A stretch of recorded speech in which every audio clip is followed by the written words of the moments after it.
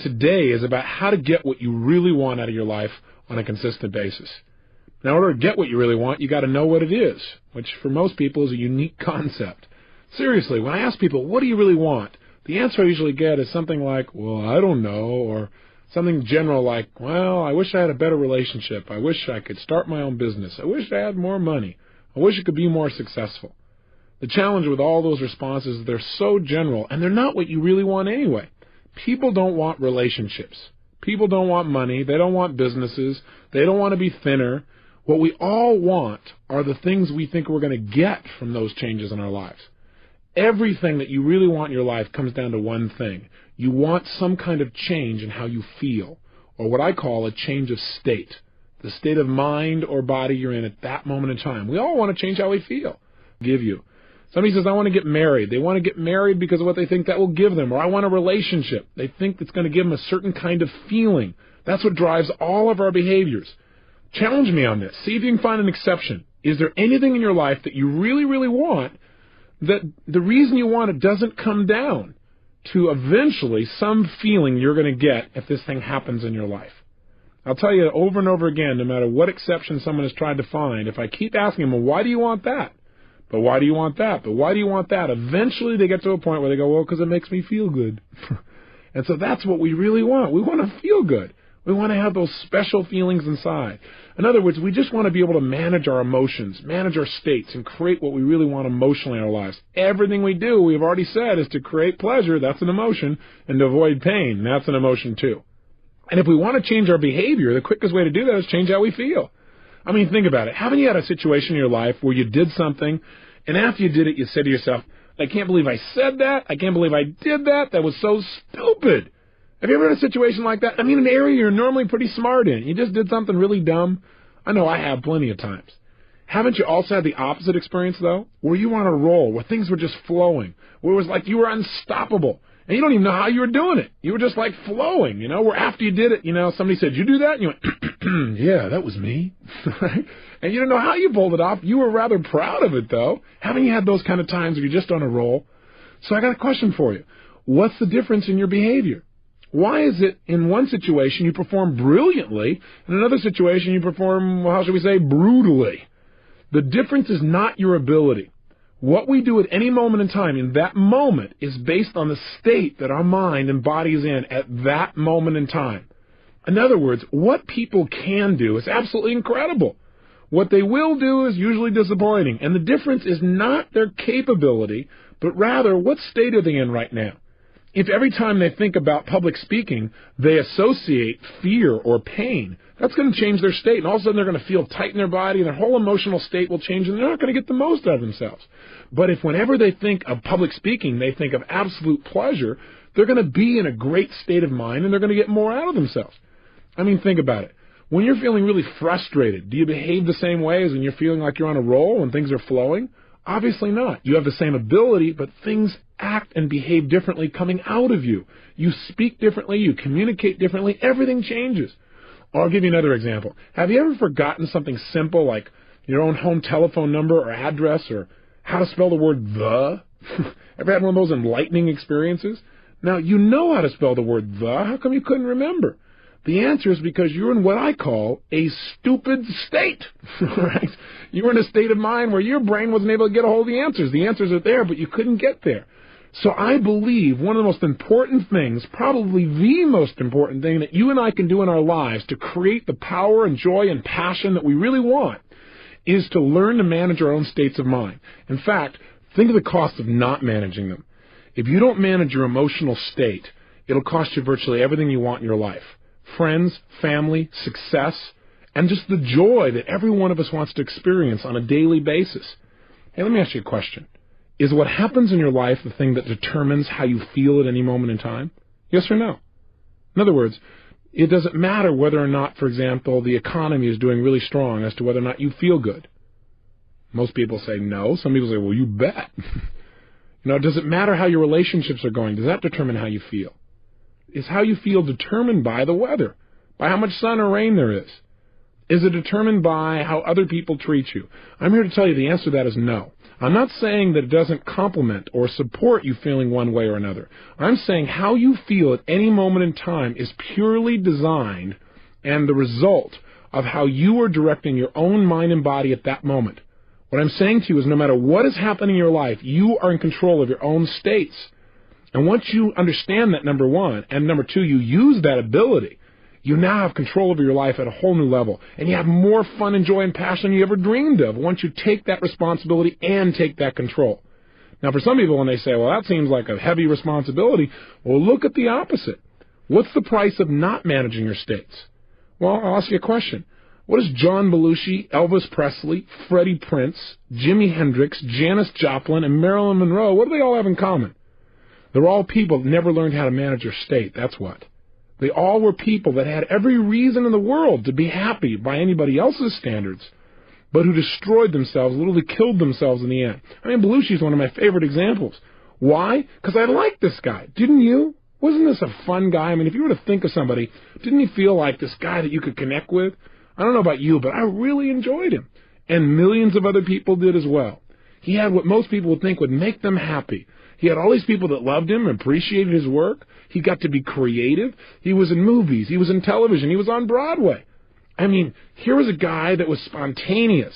He had a great family that totally loved him. He had all the money and fame that most people think that they could possibly want or need, and yet he's not here. How come?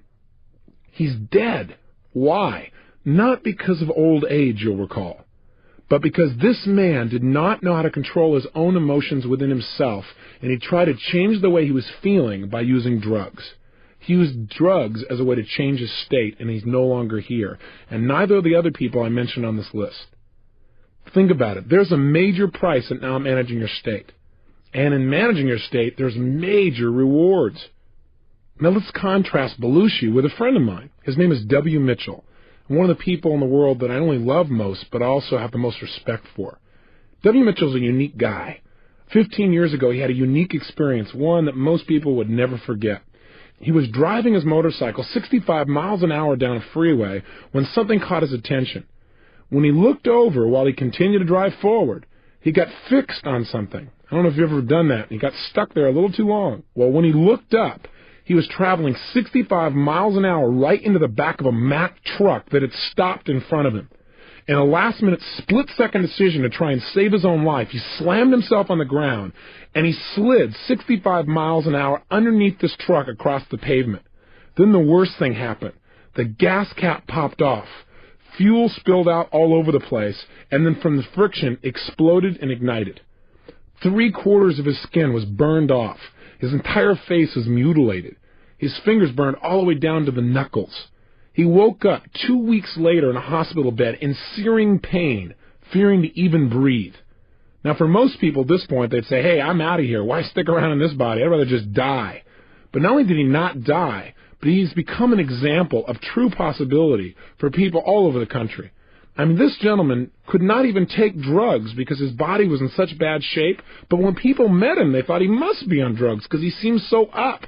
You know, they go in and talk to him, they feel bad, and he goes, hey, it's over, we just got to move on. His mother said, well, you just must not realize how bad it is. Well, the reality is, he just made a decision. He decided that he was going to manage his state. Why? Because he saw the alternative as much more painful. He said, look, I got one of two choices. I can feel bad emotionally about everything I've lost and just make my total life a mess emotionally and have more pain to add to my physical pain, or I can focus on what I'm going to do, which means I can at least focus on something that could bring me some pleasure and get rid of my focus on the physical pain. And that's what he did. His life has become such an example because he kept managing his emotions. Now, not only did he do that, but within 3 years, he managed himself so well that he got back into business, even though he didn't look too terribly attractive. But he ended up going into business and becoming extremely successful. The new company he developed after his accident became the #1 employer of its type in the state of Vermont. He became a millionaire. He even learned to fly airplanes. Now, that's not the end of the story. About 8 years later, he's flying his airplane with 3 other friends in Colorado, and he made himself a rather big mistake. He didn't go through his checklist, and he didn't notice that there was frost that had developed on the wing. And when he took off, he crashed. 3 people walked away. He was not one of them. He was paralyzed from the waist down for life. So they cut off his toes since he didn't need them anymore and sewed them on his hands so he'd have something to be able to grasp things with. He's stuck in a wheelchair now for life. Of course, he doesn't look at as stuck in a wheelchair. In fact, you say at this point he must have given up, right? No. Even after his wife left him. He said, look, I don't want to be around a fried cripple. Even after all that, he still didn't give up. He turned around, and the city he was living in Colorado had some major problems. He decided to become the mayor of that town. After that, he decided to run for lieutenant governor of the state of Colorado. He placed 3rd in a group of 6, and he ran on the issues, not on a sympathy vote. And he campaigned door to door. Now remember, this guy didn't look too terribly good. In fact, he used to wear a button that said, "Send me to the governor's mansion, and I won't just be another pretty face." Kind of a nice way to interrupt people's patterns and make them associate something new to you. Now, he didn't win the lieutenant governor's place, and he still didn't give up. He now has his own radio show in Colorado, and he has found the woman of his dreams and remarried. So I've got to tell you that if you start to tell me, well, gosh, Tony, I got all these problems, it's hard to manage my state, just think about W. Mitchell. When I look at somebody like Belushi and see all that he had, and I look at somebody like Mitchell, who seems to have all these challenges but is so happy, so successful, such a sense of possibility, it becomes clear to me that I have no excuse to ever not manage my state on a consistent basis. No matter how big the problems may seem, you're much better than anybody like that might ever hope to be. So let me give you, first of all, some specifics about how you could change your body. I've mentioned a lot of them, but let's be really precise. The number one way that you can change the way you feel at any moment in time is to change the way you move. The reason is this. In fact, you might want to remember this phrase. Emotion is created by motion. The way you move your physical body is the fastest way of changing your emotions. So, for example, if I'm not feeling passionate and I want to, instead of pumping myself up, all I have to do is clap my hands or move my hands rapidly. I make a rapid gesture. Not a little minor one where I just push my hands out a little bit and then bring it back at a slow pace, but I mean speed, acceleration, if you will. If you speed up the quality of your movements, you will instantly change your emotional state and your intensity. So try it right now. Even while you're listening to me, here's what I want you to do. Take your hands and put them together so that you're touching them almost like in a praying motion. And what I want you to do when I say now is, at the pace I say, I want you to pull them apart and just gradually pull them out to your sides at the pace that I count, like 1, 2, 3, 4. Okay, and by the time I hit 4, you should be level with your shoulders. Okay, let's try it. Your hands are together, and just notice what happens to how you feel. Ready? 1, 2, 3, 4. Okay, bring your hands back together. 1, 2, 3, 4. Again, 1, 2, 3, 4. Again, 1, 2, 3, 4. This is known as a state of absolute boredom.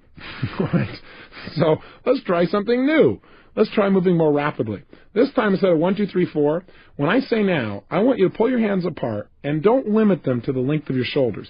I want you to literally pull them apart and pull them out as far as you can, like extending your entire wingspan. Now be careful on this. Look around you before you do this to make sure you don't hit anything. And let's have some fun. Do something silly. I know it seems ridiculous, but just try it. Now if you're driving, this is not useful. Keep one hand at least on the wheel and try it with the other one. Okay, here we go. Your hands are together, and when I say now, I want you to literally bring them out, explode them out to your sides, and extend your fingers and everything out as far as they can go. In other words, you're going to take your hands and make them go as fast as they can apart all the way out and extend them. Ready? 1, 2, 3, go! And just feel that. And bring your hands together again into a clap. Okay, and then do it again. Out as fast as you can. Go. As fast as you can. Bring them in. And again, out as fast as you can. Again, in. Again, out fast. Now, if you do this about 10 times, you will feel what we call a state change. Do you feel it now? Now, I know this may sound weird and bizarre. You're going, okay, Tony, what am I supposed to do? Crimp this wingspan every time I need to change state? No, what I'm saying is you must learn to develop what I call power moves. What a power move is to me is finding a certain type of gesture, or a couple of them, that no matter how bad I was feeling, or frustrated, or tired, or whatever the case may be, that I can make this movement and instantly I feel strong. Instantly I feel resourceful. Instantly I feel like I could turn things around. You need to develop what those are. And you already have them, because you've had times in your life when you felt great. How were you moving at that time? That's the first clue. In fact, what I often do with people is get them to stand up and walk around the room and notice how would they walk if they felt totally successful. I mean unstoppable. Try it right now. Oh, you're going, well, I'm in the car. Great. If you're in the car, then you can try this later on. But if you're actually listening to me and you're not in the car, stand up right now and try something. Come on. Don't just listen to me. Stand up. Come on. I'm watching you. I'm there. You got to know this. Now, what I want you to do is stand up and walk around the room. And what I want you to do is, first of all, walk the way you normally walk. Just, walk around in a circle or walk straight back and forth. Notice how that feels. Come on, you can do it. Here you go. Now, what I want you to do now is make a state change. And I want you to, if you would, imagine that you feel absolutely strong and unstoppable.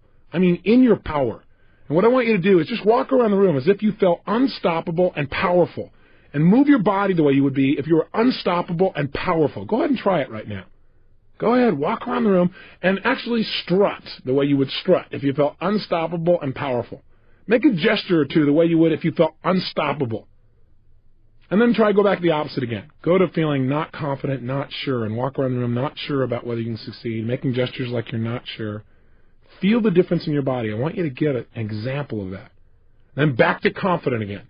Make it strong. They say, what if I'm listening in the car? Well, if you're listening in the car, all I want you to do is sit right now, or even if you're sitting down, come back with me right now and sit down.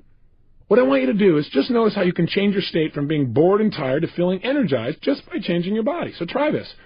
First of all, sit the way you'd be sitting right now if you had 5 times more energy than any other time you can remember. Come on, go for it. Don't just listen. If you're just going to listen to this tape and not follow through, turn it off. But if you're going to go for it and make changes, then play with me, okay? Sit up in your chair right now. Come on, sit up the way you'd be sitting if you had 5 times more energy than any other time. Breathe right now the way you'd be breathing if you felt strong and excited and energized. Put a facial expression on your face right now like you'd have if you felt totally passionate and excited. No, it doesn't look like this. Come on, put a big grin on your face or a big feeling of energy. There you go, good. And make sure you gesture that way. Notice how this feels. Now, if you don't feel any change, it's because you've not made a radical enough body change. That is, change your body really major. Create more tension, more excitement.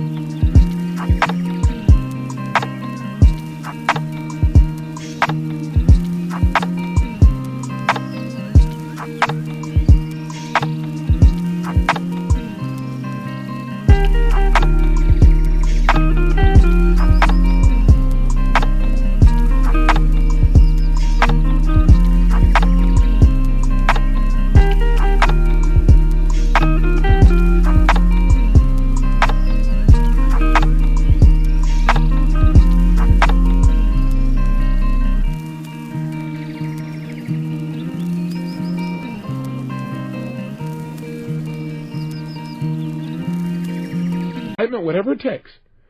Now, go from this state to being in a state of boredom. Go ahead. Sit the way you'd be sitting if you were bored and tired. That's it. Just notice how that feels. Go ahead. Really bored and tired. You know.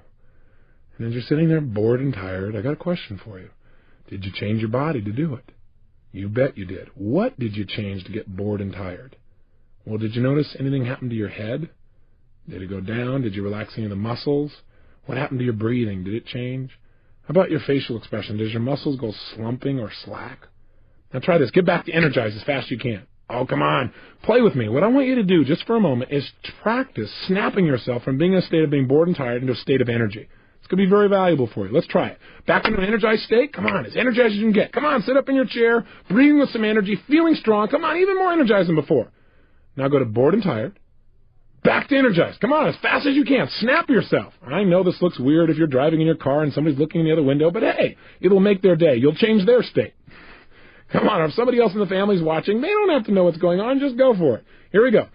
Total energy, lots of energy and excitement. Feel it in your body. Move your body. Sit the way you'd be sitting if you had even more energy. Bored and tired. Energized as fast as you can. Come on, snap back in that state. Bored and tired. Energized, faster again. Come on, even more, even more, even more. Bored and tired. Energized, back in that state again. Feel it and just stay there. Stay in an energized state. Now, you might say, well, this sounds weird. Let me ask you a question. How valuable is it for you to be able to go in life, in business, in your job, in your personal relationships, from being bored and tired and wiped out to being in a peak state? How important would that be to increasing the quality of your life, say on a scale from 0 to 10? I'll tell you, I think it's a level 9 or 10 or above. And I think you probably would too. So developing new ways, new habits of moving your body is the single most powerful way to change state. Here's another quick way. Change your breathing. As I said earlier, one of the reasons people smoke cigarettes is because in order to smoke a cigarette, you change your breathing pattern rather radically. When people eat food, oftentimes they feel better afterwards because they fill their stomach up, and it changes the way they feel and the way they breathe. With all that food in there, things slow down. They feel less stressed. Almost every yogic practice that I've ever studied or noticed teaches some kind of breathing pattern as part of how to change your emotions and the way you can grow spiritually, if you will. So changing your breath, try different breaths, breathing faster, breathing slower, and discover what breathing patterns work best for you to create the changes that you want. Thirdly, learn to manipulate your face. I teach people in seminars how to do what I call facial aerobics. What that means is doing many different expressions as you possibly can in a short period of time, so that what happens is you really have access to different emotional states. Do you know you have over 80 different muscles in your face? And a slight change in your facial muscle instantly changes the way you think and the way you feel. There was a study done at the University of California at San Francisco where they took manic depressives, and all they did was change their facial expressions, made them smile on an ongoing basis. These are people who are manic depressives, bear in mind. People who normally need drugs to change the way they feel. Not one of those persons, while they were able to keep smiling, was able to feel depressed. In fact, some of them began to manage themselves by smiling for 20 minutes at a time for no reason. And pretty soon they began to feel great, and they began to develop a new habit. Do you have habitual facial expressions of grimacing or frustration, where you crinkle up your nose or your eyelids or your forehead or something else that you do on an ongoing basis? I'm here to tell you that those habits create those negative emotions in your body on a regular basis. You need to develop some new habits of using your face. And finally, one of the ways you can manage your state best is to control your diet. And I'm not going to teach you a health seminar here, although I do those across the United States. I do want to say this to you, that most of us in life do not pay attention to what we're putting in our body. And what you're putting in affects deeply how you feel emotionally. Blood sugar, for example, alone makes a radical shift in how you feel emotionally. So if you aren't paying attention to how you're eating and you're throwing anything you possibly can in that body without looking at the consequences, you're going to pay an emotional price. Many times, hyperactive children or people that are having major ups and downs in their life, it just comes from some basic, simple dietary approaches. If they made a few simple changes, they'd live a much more balanced emotional life. So my challenge to you is to study health, to find out not how to throw your pendulum and go off on the deep end on some bizarre diet, but how can you make sure that the way you're breathing, the way you're moving, and the way you're eating things is giving you as much as possible to your life and not taking away, not throwing your life into a pendulum. Make sure that you have that physical energy and drive. It comes from having enough sleep and eating well. For now, though, I want to have you focus on one emotional state, because I'd like you to be able to trigger a state change anytime you want. And that emotion is the one I note as passion. As you may have picked up, I'm a fairly passionate person. And I talk about that at the end of each tape, because I think out of a state of passion, you can create almost anything you want in your life. I think most people in life want passion. They want that drive, that attraction to life. They want that juice in their relationships, in their business, and their ability to learn. But most people are barely making it through the day, you know? I mean, hey, you got to watch TV, fight the traffic home, get a bite to eat, and go to bed so you can get up tomorrow and start the same vicious circle all over again. I mean, after all, guys got to work, got to make your way and stuff. After all, I work hard for a living. Can't expect me to be passionate at the end of the day. Easy for you, but come on, I work for a living. Let me just tell you something. I used to believe that kind of stuff, and I used to feel that way too. Am I saying you can't talk slowly and be passionate? Absolutely not. I can talk quietly and still have passion coming through in my voice, in the way I'm speaking to you, in the way I feel inside. But that's passion. This is not passion. If you want passion, you got to talk like you're passionate. You can't talk like you're bored and feel passionate. It won't work. Your body will lead your mind. Take care of it.